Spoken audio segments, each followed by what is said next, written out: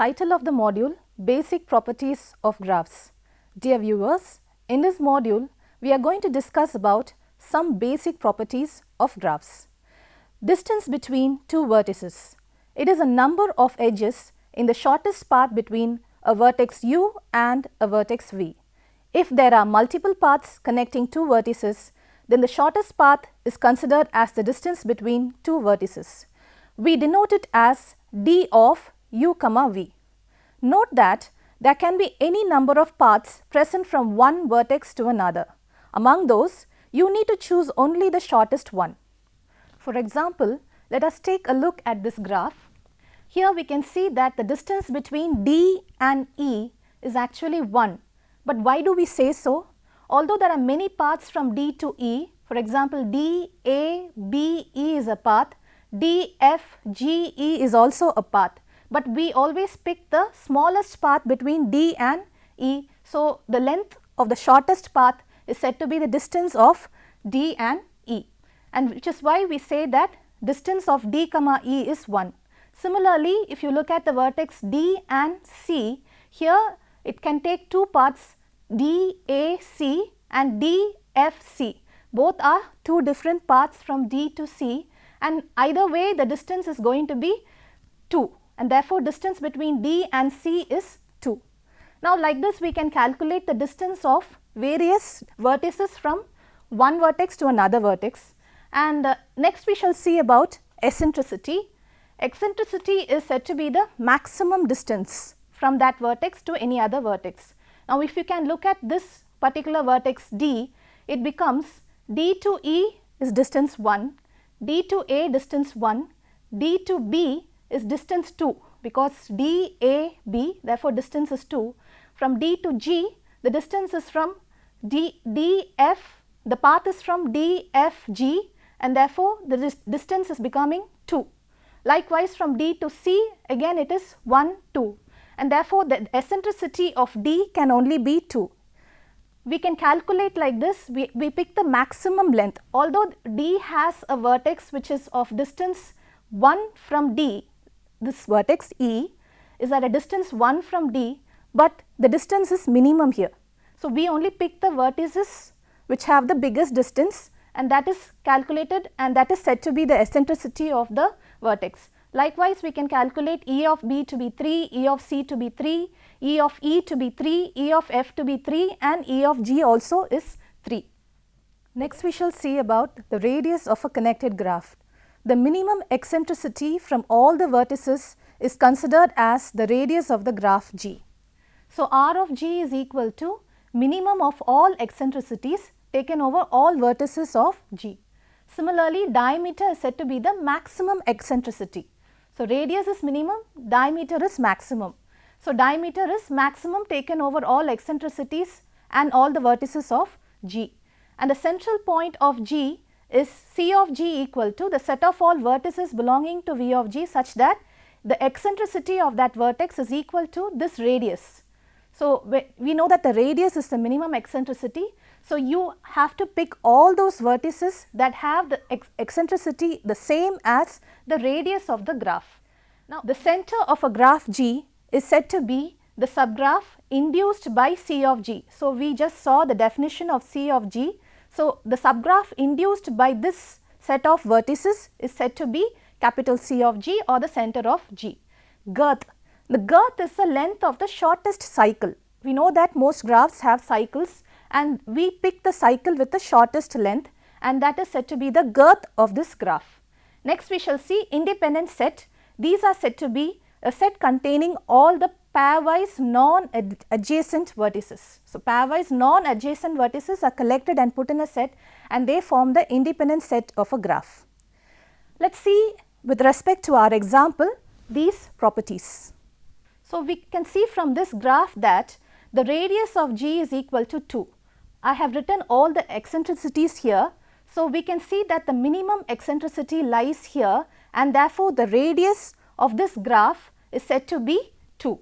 Similarly, the maximum eccentricity is said to be the diameter, and therefore, the maximum eccentricity here is 3. It is happening in 1, 2, 3, 4, 5 places, but anyway the diameter is said to be 3. and you can see that C of G is the vertex. It is a collection of vertices which are having the same eccentricity as that of the radius, and therefore, here it is 2. The only vertex having eccentricity 2 is the vertex D, and therefore, C of G is equal to D. Next, the center of G is said to be the subgraph induced by C of G, and since there is only a single vertex here, we can say that this single vertex graph is said to be the graph induced by C of G, and therefore, this single vertex alone is said to be the center of G. Next, the girth of G, you can see that there are plenty of cycles here. So, you have A, C, F, D is a cycle, A, B, E, D is a cycle, D, E, G, F is a cycle, and F, C, A, B, E, G is also a cycle. So, although there are many cycles, we pick the cycle with the smallest length, and therefore, the smallest cycle can be only that of length 4. We are already having 1, 2, 3 different cycles of length 4, and they are the shortest cycle present in this graph, and therefore, the girth of this graph is 4. The next is independent set. An independent set consists of the collection of all the vertices which are pairwise non-adjacent to each other. Therefore, you can say that A and F are non-adjacent, C and D are non-adjacent, C, D, B are non-adjacent. They are said to be non-adjacent because there is no edge connecting those two vertices. Therefore, the set AF, CD, CDB etc. are said to be independent sets. Next, we shall see the definition of connected subgraphs. The components of a graph G are its maximal connected subgraphs.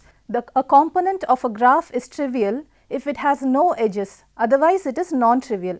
An isolated vertex is a vertex of degree 0. Let us see this example. Now, this graph has got 4 components.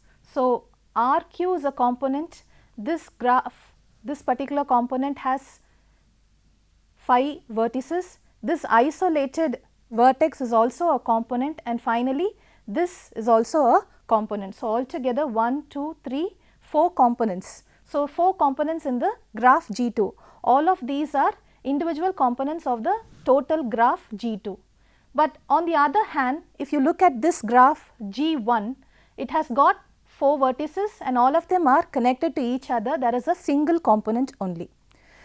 Components are pairwise disjoint. No two share a vertex. Adding an edge with endpoints in distinct components combines them into one component. Thus, adding an edge decreases the number of components by 0 or 1, and deleting an edge increases the number of components by 0 or 1. We can easily find a number of components of a graph based on the number of vertices and edges which are discussed in this following result. The proposition is every graph with n vertices and k edges has at least n minus k components. The proof: an n vertex graph with no edges has n components. By the previous remark, each edge added reduces this by at most 1. So, when k edges have been added, the number of components is still at least n minus k. We shall now see an important concept in graph theory, namely the induced subgraphs. Let us see the definition of the induced subgraph. An induced subgraph is a subgraph obtained by deleting a set of vertices. We write G of t for G minus t, where t is equal to the vertex set of G minus t. This is a subgraph of G induced by t. Let us see an example. Now, you can look at this graph G. It has got many vertices, and out of which I want only a graph induced by these 4 vertices. Actually, there are 2 ways of creating an induced subgraph. One way is deleting the vertices, the other way is just creating a graph using these the selected vertices alone. Now, I want a induced subgraph with A, B, C and D. Therefore, I pick those vertices alone. So, A, B, C and D, I have already put those vertices here, and now all the edges that were connected in this graph G will also be duplicated here. So, there is an edge between A and D, and therefore, there is an edge between A and D here also. Between D and C we have an edge, therefore, D and C the same edges here. Similarly, for A and C as well as B and C. So, we have just duplicated this portion of this graph G and we have left out the remaining vertices. So, this is a way of creating an induced subgraph using only the vertices that we require. Another method of doing this is deleting the vertices that we do not want, as mentioned in the definition. So, I want a induced subgraph with only the vertices A, B, C and D, which means that I do not need the vertices E, F and G. Therefore, removing those vertices also. So, I am removing E, I am removing F, I am removing G, and therefore, automatically you are removing the edges which are connected to E and D, F and D as well as G and C. And once again you are left with this particular graph which is having the vertices A, B, C and D, again replicating the induced subgraph G of A, B, C, D using the method that we created earlier, where we only used the selected number of vertices and induced a subgraph. So, either way, using just the induced subgraph, using the selected vertices, or deleting the vertices and getting an induced subgraph, either way you are going to get the same subgraph. Now, let us see one more example.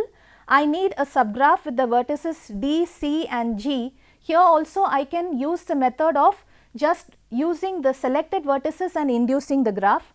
Therefore, D, C, G, therefore, D, C and G, the vertices are drawn here, and also the edges between D and C and G.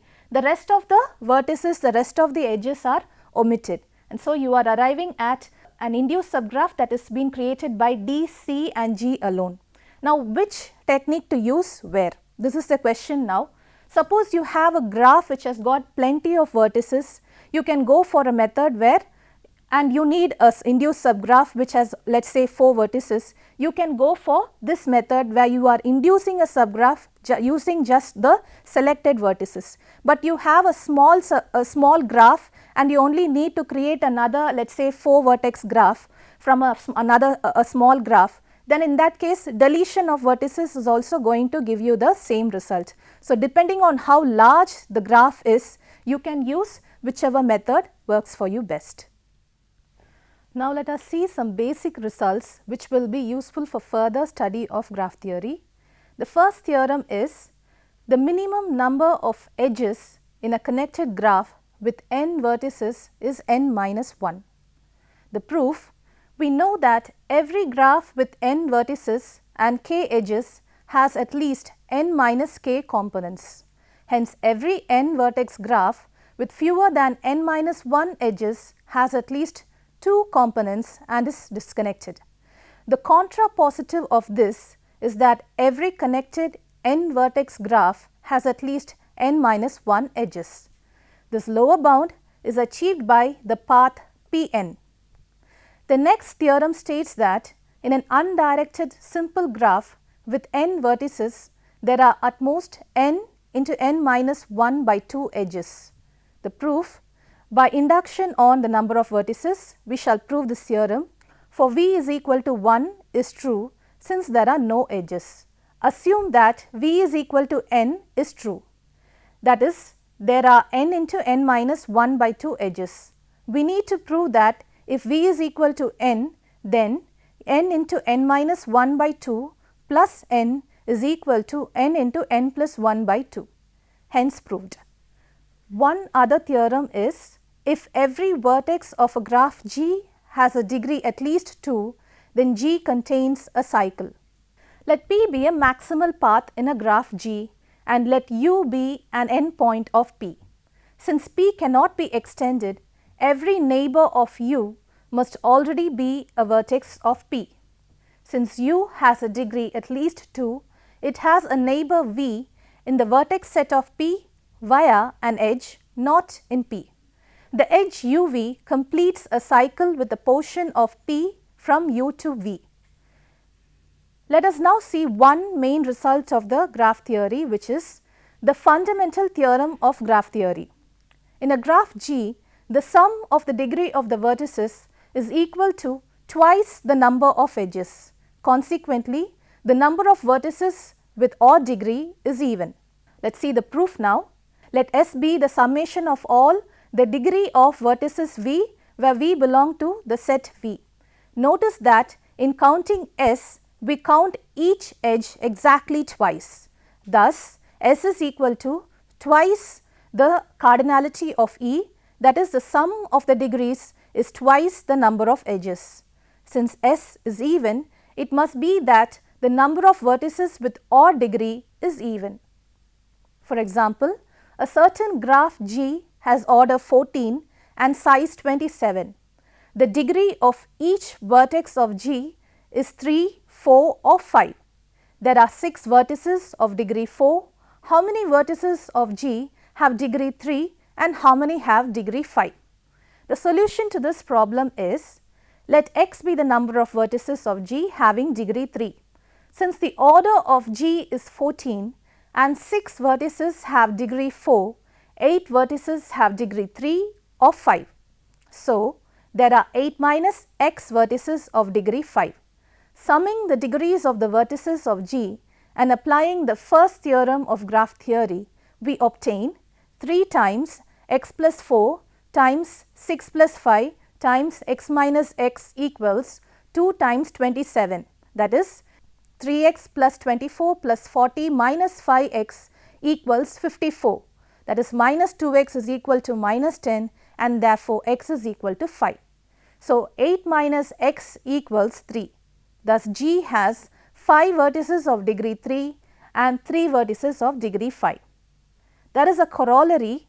Every graph has an even number of odd vertices. The proof: let G be a graph of size m. Divide the vertex set of G into 2 subsets V1 and V2, where V1 consists of the odd vertices of G and V2 consists of the even vertices of G. By the first theorem of graph theory, the summation of all the degrees of V where V belongs to vertex set of G equals the summation of all the degrees of V such that V belongs to V1 and the summation of all the degrees of V where V belongs to V2, that is equal to 2 times m. The number summation V belongs to V2 degree V is even, since it is a sum of even integers. Thus, the summation of all V belongs to V1 degrees of V is equal to 2 times m minus the summation of all degrees of V where V belongs to V2, which implies that the summation of all degree V where V belongs to V2 is even. Since each of the numbers degree V belongs to V1 is odd, the number of odd vertices of G is even. The next theorem: in any graph G, there are 2 vertices with the same degree. Proof: if a graph G has n vertices, then the degree sequence has n integer numbers. For any vertex x, the minimum number of neighbors or edges is equal to 0 and the maximum number of neighbors is n minus 1. Therefore, d of x lies between 0 and n minus 1. Assume that all n numbers are different, then they must take all values on the interval of integers from 0 to n minus 1. 0 means that there is a vertex with no neighbors and n minus 1 means that there is a vertex adjacent to all the rest of the vertices. Now, this cannot occur simultaneously. Therefore, there must be 2 vertices of the same degree. Let us see an example displayed on the screen. According to this graph, d of x1 equals d of x3, which is equal to 2, and d of x4 equals d of x5, which is equal to 3. Now, let us see the definitions of union of graphs. Union of graphs G1, G2 so on up to Gk, written as G1 union G2 so on up to union Gk, is the graph with the vertex set union taken from 1 to k, vertex set of Gi, and the edge set is the union taken from 1 to k, edge set of Gi. In the graph shown in the display, we can see the union of the graphs. The next definition is Cartesian product of graphs. Let G and H be any 2 graphs.